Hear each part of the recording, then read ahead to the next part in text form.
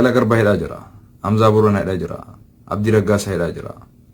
Hooggantoota hayyoota obboleeyyan keenya hedduutu hidhaa jira. Obboleeyyan keenya kan hidhaa jiru kana warroottan khaleessa isaan eegaa ture.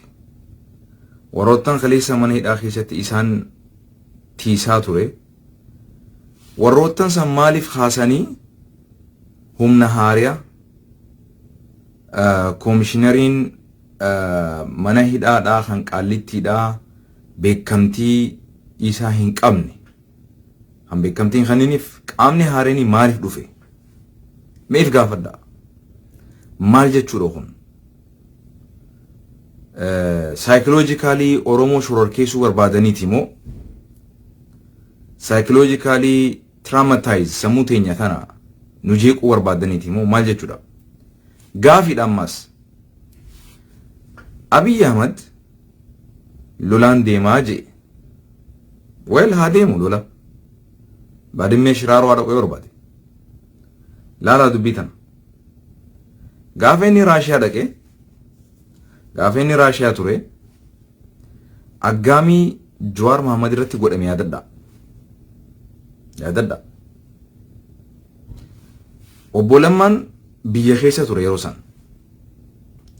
moo yeroo saniinis hikimannaa wayitiif gara biyya alaa deeme maal jechaa turan alaa kulli haal wanni jaamee jira taak Jawaar mana hidhaan turre mana isaa keessatti eegdoota isaa dhaggeeffadhu eegdoota mootummaan sirnaan seeraan godheefii ture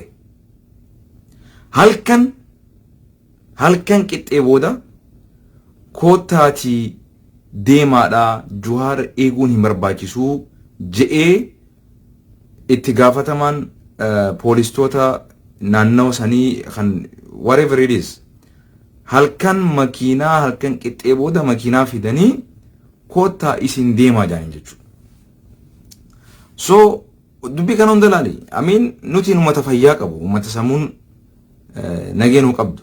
أفلا تعقلون يا ربي واتين تروتنا ربين سبحانه وتعالى قرآن خيستي وآيادو اتقابل لا رب ما تو يجي قرباهنا لبو فيني أن ربي الآن أباجة تشاولو جيو ومن يتوكل على الله فهو حسبه يا ربي سبحانه وتعالى نمني ربي رت إركته ربي إساف جهالة دوبا جوهر محمد خليس ساس ربي تسباسي جلالي قري في كيرو ربي عمري هادي رسول لكن مو قري في كيرون أرانتنا أسو أوروميا كيس لبو دانجراتي جوار محمد هل كان توكو مني داخل سنبولو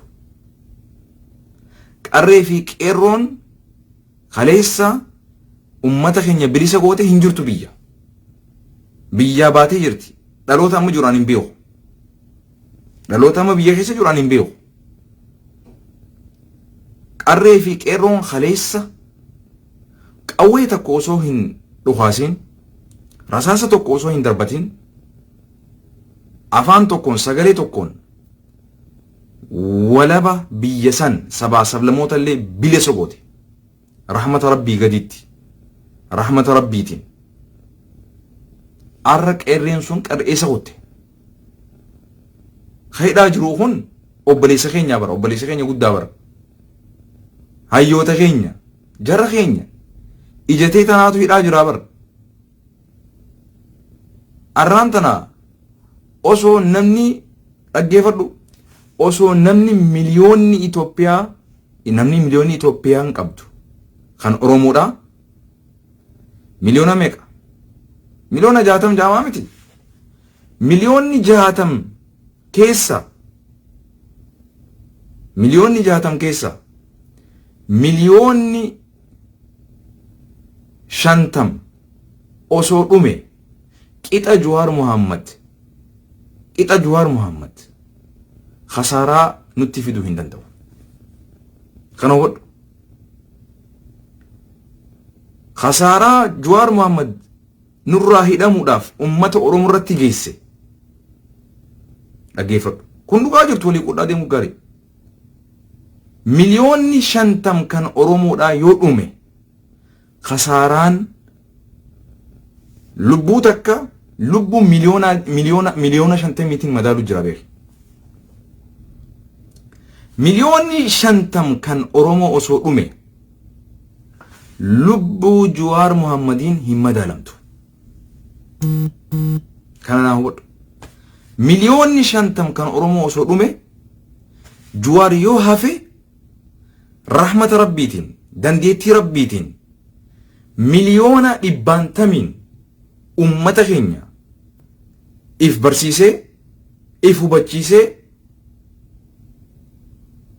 bilisa godhuu danda'a jeetiin amana rahmata rabbiitiin rabbii gaditti kan hubadhunaaf jaarraa nuti keessa jirru kana keessatti namni siyaasa Itoophiyaa haga Jawaar Muhammad hubate haga Jawaar Muhammad rakkoo Itoophiyaa tan alaatii fi tan keessaati illee qorate ni jira je'ee hin yaadus hin agarrees jaarraa keessa jiru kana jechuudha. Seencharii keessa jiru kanatti gurbaan rabbi isaa haatiisu Jawaar Muhammad walii qudhuu gaarii wannummaan itti roorrisaniif wannummaan hidhaniif bar nama osoo mana hidhaa keessa jiru wanti inni osoo mana hidhaa hin seenin dura dubbataa ture jarana gattaa'a lolli isin arra keessa seenaa jirtan kun lola keessaa umrii teessan hin baane lola kana nutti hin eegalina jechaa ture obboleessa keenya kun sadarkaa arraan tana muummeen ministeera Itoophiyaa kan beekamtii hin qabne na biratti duulaan deema je'ee namtichi kaleessa ani filatamee miti hin jira jedhu sadarkaa san gahuun kuni xiqqeenya malee guddina si fakkaate eenyu namni inni deemee lola godhuun bar osoo arra Chaayinaa wajji silaa Itoophiyaa walaltee Chaayinaa wajji osoo lola deemee godhe okay jeenaan jaan osoo Itoophiyaan arraan tana Raashiyaa wajji Ameerikaa wajji Awurooppaa waliin biyya gurguddaa waliin osoo lola keessa jiraattee arraan tana muummichi ministeera Itoophiyaadhaa lola guddaa akkanaa keessatti argame jennee akka seenatti illee dubbanna silaa osoo illee jibbaasaa qabaannee bar arra namni inni gabbu'ee ani lolaan seena lola ummata ofii ummata isaa xiqqeenya kana eessa jira obboleesso nama ofiif handhurfattee harkaa qabdu ummata keetittiin ani duulaan deema jettee Itoophiyaa keessa Finfinneerraa Maqalee dhaquun Maqaleerraa Finfinneerraa kaatee ati Walloofaa dhaquun mee duula kam eenyutti duula bahuu jirta obboleesso mee afaan kamiin dubbanna eenyuu fi eenyuun mee biyya tamii wallalu jira jenna rabbii sodaadhaati. What a shame! What a shame! This is losing jedhan. This is a big loss. Kuni kasaaraa guddaa injifatamuu guddaadha kun kufaatii guddaadha.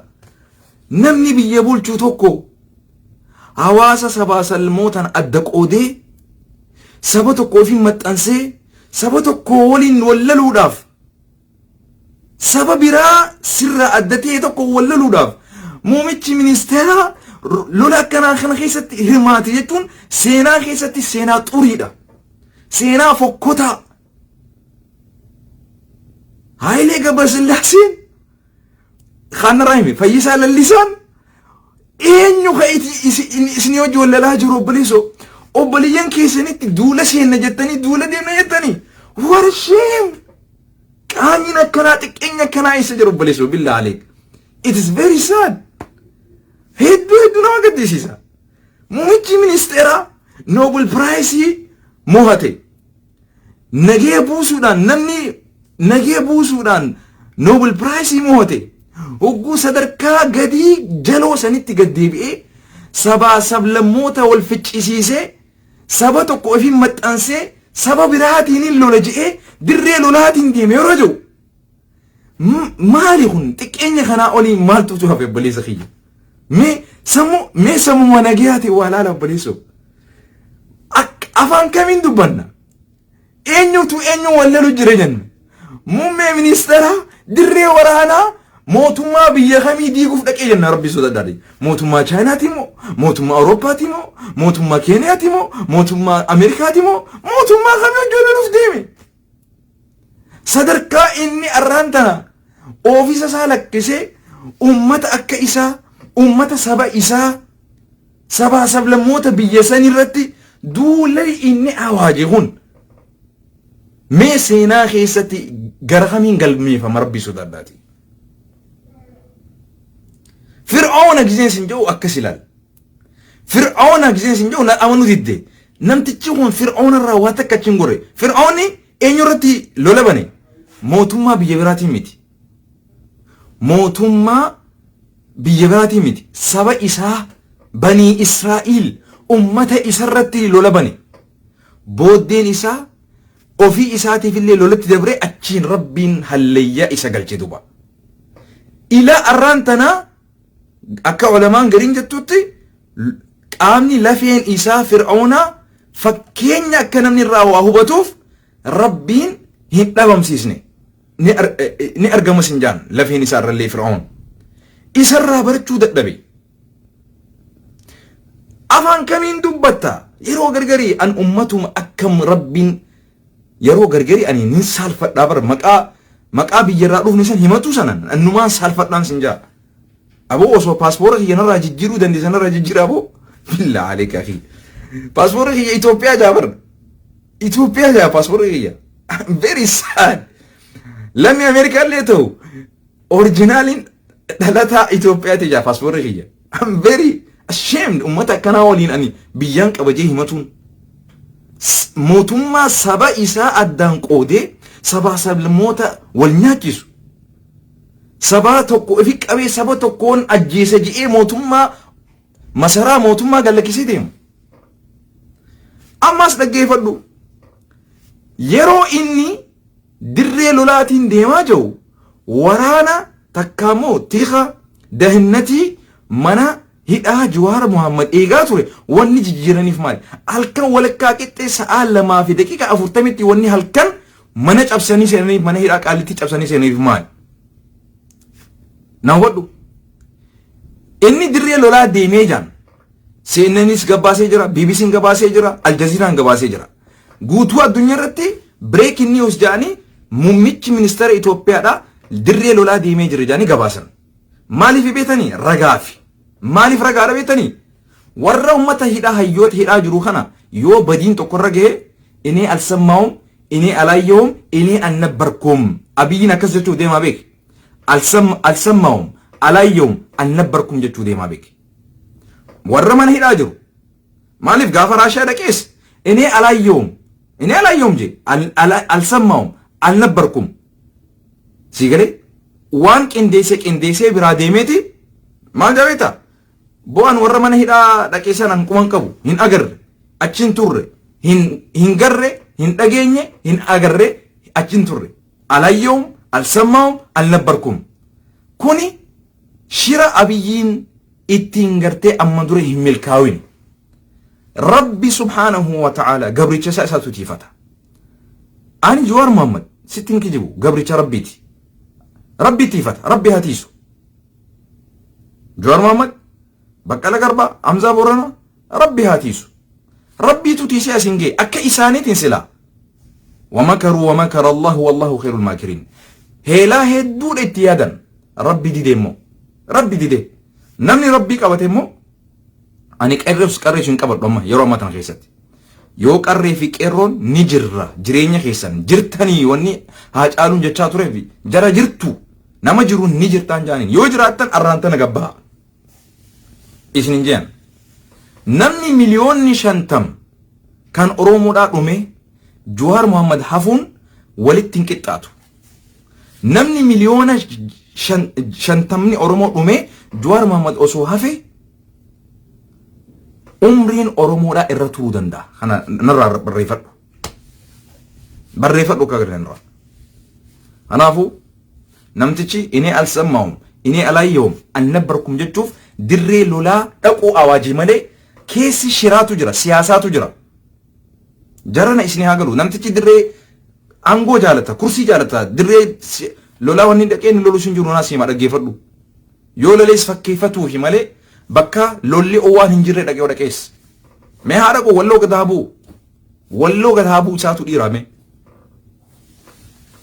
anaafu jarana du'aa godha wanni takkittiin harkaatu masaaraa keenya guddan rabbii kadhachuudha kadha rabbiiti inshallah azana fi qaama jidduun jira zuuriin dhiyaatee jira nabira rabbiin hidhamtoota keenya dharraa nu habaasu shiraa fi heelaa hamtuu isaanitti yaadamte warra isaanitti yaadetti rabbi haa deebisu duba bakka buutee isaanii dhaabama godhee rabbi nu agarsiisu zaalimtoota mujrimtoota Itoophiyaa keessa shorar keessaa jiru Itoophiyaa rakkaa jiru Oromiyaa fi dachii Oromiyaa fi Oromoo hunda sabaa sablammoota rakkaa jiru kana rabbi nurraa haa qabu haqa warra qabu rabbi ol aantummaa haa kennuuf ol aantummaan ta haqaa taatu duba zaalimtoota bakka buutee isaanii rabbi dhaabama godhee gammachuudha rabbi waliin nu haa deebisu jabaadha ijaatii san banadha qarree fi qeeroon yoo ni jirraa jettan arra ka jiraattan kana booda jireenya keessan faayidaa naaf hin qabu نجينا جرادة ترتي والسلام عليكم ورحمة الله وبركاته وصلى اللهم على نبينا محمد وعلى آله وصحبه وسلم. السلام عليكم.